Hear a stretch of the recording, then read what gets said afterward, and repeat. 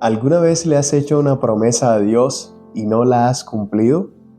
Quédate conmigo en el estudio de esta oportunidad para que comprendamos juntos que la última cena que Jesús experimentó con sus discípulos todavía tiene mucho que enseñarnos a nosotros hoy en la actualidad. Comencemos con una oración. Buen Dios y Padre Señor, te damos las gracias porque tú eres todopoderoso, gracias porque estás con nosotros y en este momento al abrir tu palabra pedimos que nos acompañes. En el nombre de Jesús, amén y amén.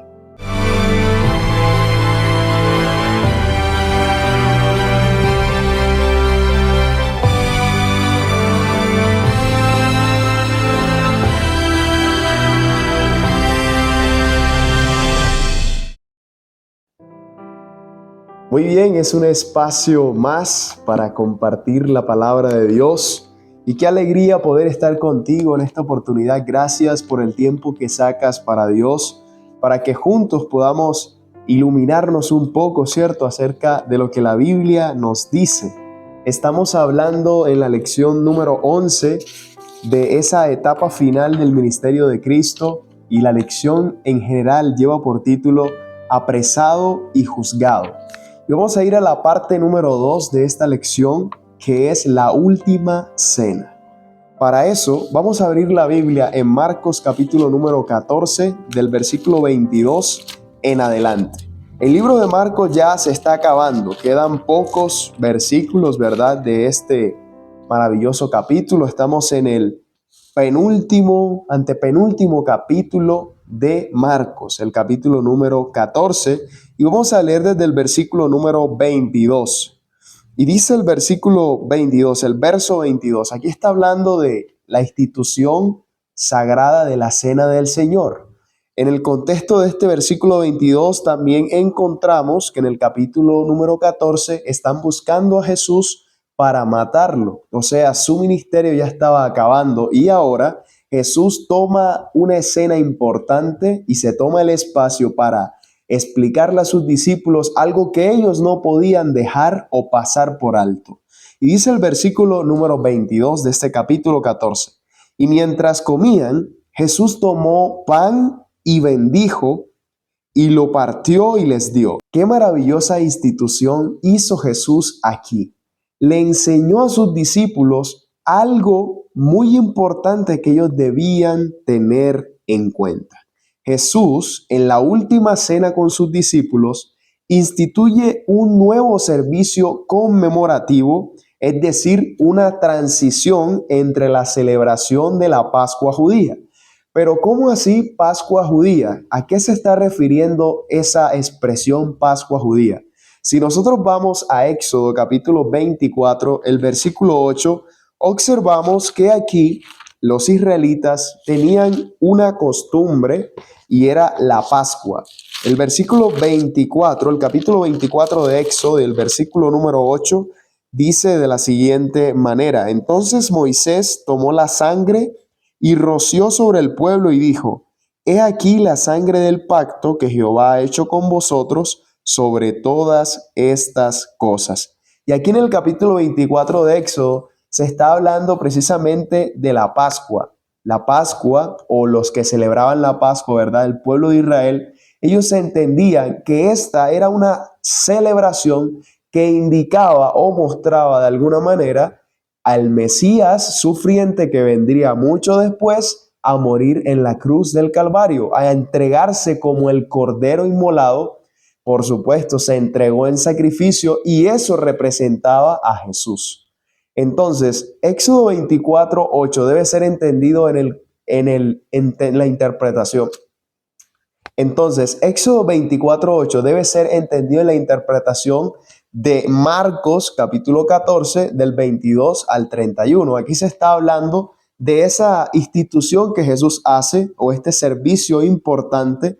Por supuesto que el pueblo de Dios había tenido un pacto con Dios, por supuesto, a través de este servicio especial llamado Pascua, pero que Jesús después ahora le da un nuevo nombre, ¿cierto? Y es conocida entonces como la Cena del Señor, donde el pan representa el cuerpo de Cristo y la sangre o el vino, ¿verdad? Sin fermentar, hay que aclarar allí, representa entonces la sangre derramada de Jesús por amor de nosotros. Y si nosotros encontramos aquí algo muy importante, es que más adelante, por ejemplo, hay un versículo que se encuentra en Zacarías capítulo 13, el versículo número 7. Vamos a leerlo también. Zacarías 13, 7.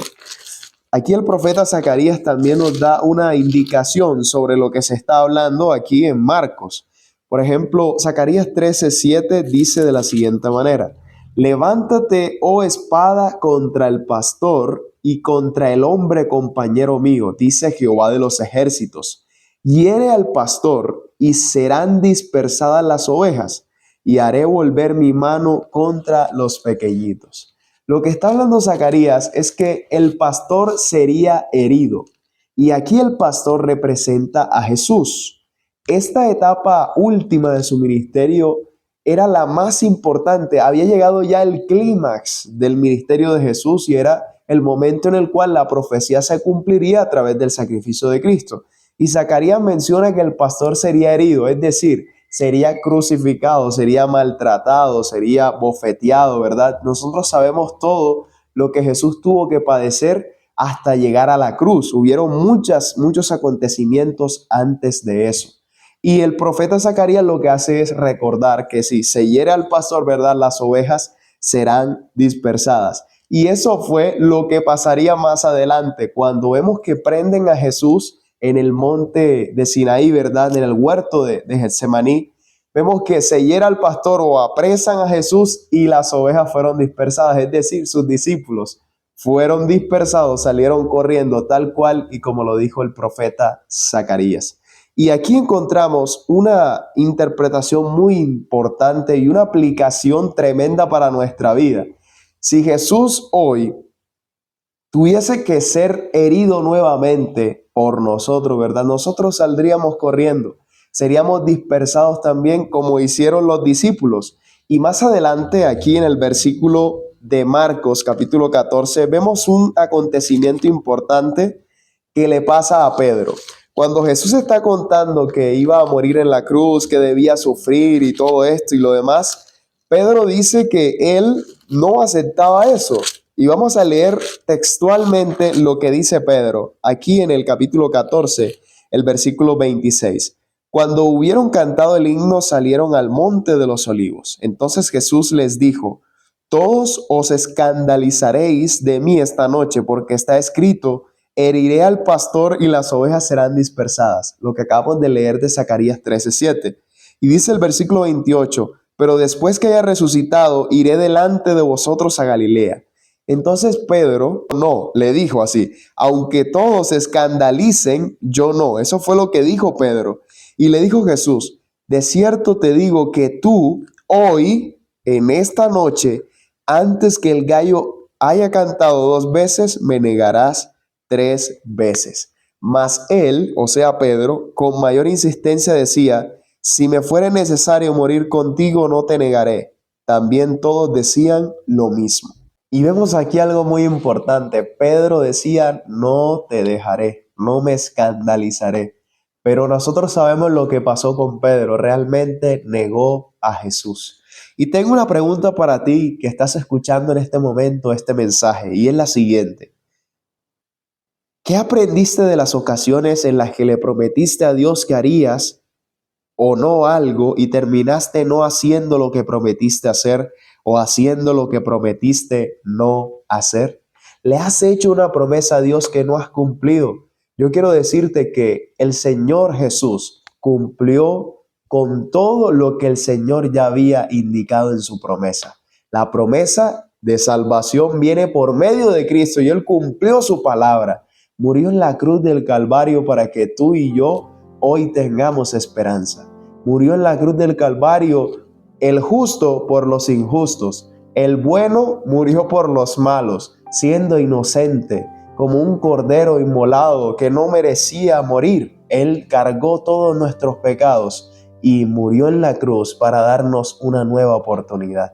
Si quizás no le has cumplido una promesa a Dios, yo te animo para que puedas cumplir las promesas que le haces a Dios. porque Él nos amó primero antes de que nosotros le amemos. Hoy es un buen día para contemplar este maravilloso sacrificio, la gracia de Jesús, y tomar decisiones importantes en nuestra vida.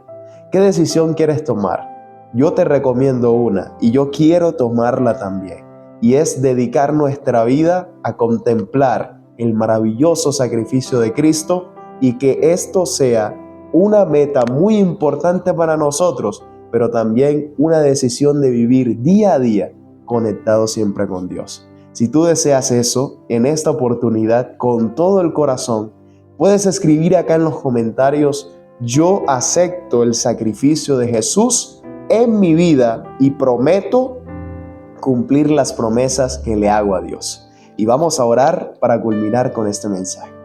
Gracias, Padre Celestial, porque en los últimos momentos de tu ministerio, tú hiciste algo muy importante. Y es que nos enseñaste a que siempre debemos estar en las buenas y en las malas contigo, y no correr ante los peligros, sino que al contrario nos aferremos a confiar en ti en medio de las dificultades más adversas. Dirige nuestra vida siempre. Hoy te decimos que aceptamos este sacrificio y te agradecemos por lo que hiciste por nosotros. Perdona nuestros pecados, Señor, y dirige nuestras vidas siempre en el nombre de Jesús. Amén y amén. Que Dios te bendiga grandemente y nos vemos en una próxima oportunidad para seguir estudiando la palabra de Dios. Bendiciones.